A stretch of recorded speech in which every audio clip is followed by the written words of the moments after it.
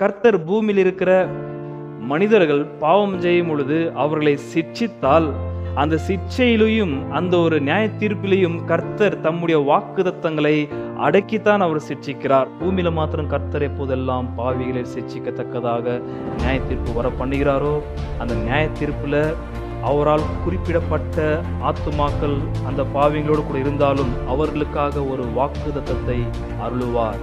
God of the Bible always would like to experience when he fulfills his promise.